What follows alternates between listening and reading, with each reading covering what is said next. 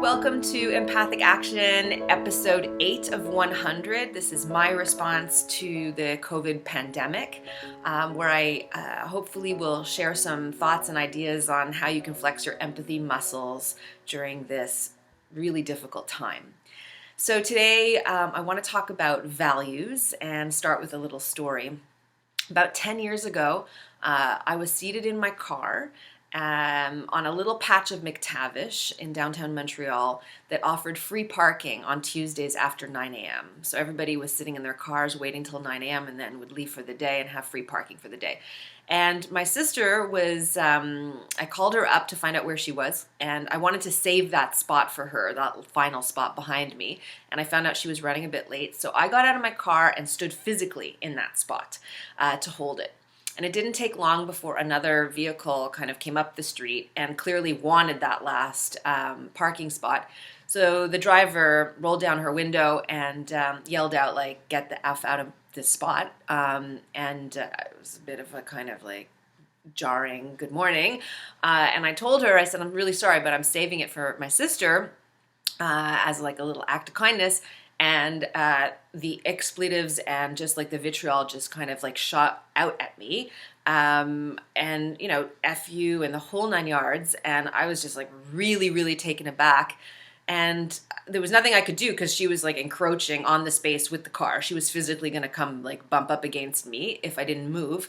So I just remember walking away back to my car under my breath saying, like, "Is this who you are on a Tuesday morning at 9 a.m.? And I sat in my car kind of shaking like a leaf and tried to read the newspaper but couldn't concentrate because I was just like so shaken. And then all of a sudden I felt her silhouette in my periphery, and she was outside my car motioning for me to come out. And it's like, oh my God, she wants to take this further. And I was stunned, and I don't know what possessed me, but I got out of the car. And then she reached for my wrists and held them in her hands.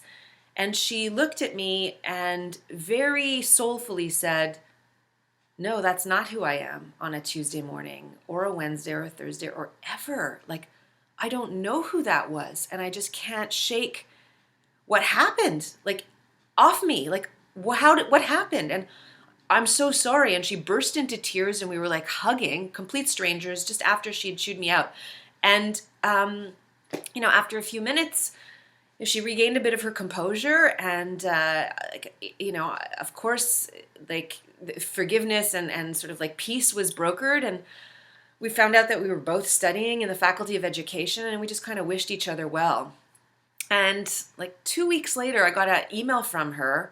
Don't know how she tracked down my email.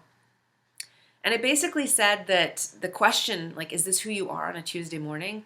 It's like she couldn't shake it. And she ended up talking to her husband that night about it and admitted, like, "I don't like who I've become, and I don't recognize who I've become." And she didn't know, but he was sort of asking himself similar questions and coming to the same conclusions, that they were just like not living in alignment with their values and who they believed themselves to be.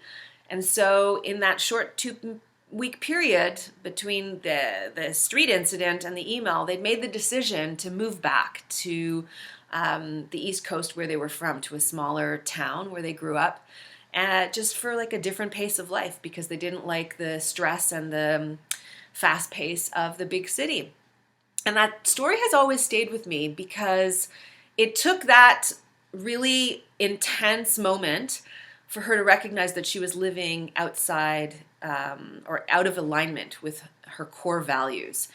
And so I think that we as like the collective of humanity, and certainly people who are living in the global developed north, we are living in fundamental misalignment with who we are as human beings.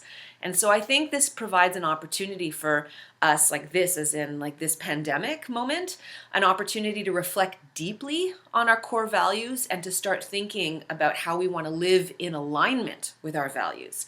So because I've committed to keeping these videos at about 5 minutes, I'm going to put a pause here and record a part 2 where we can actually start thinking about putting our values into practice.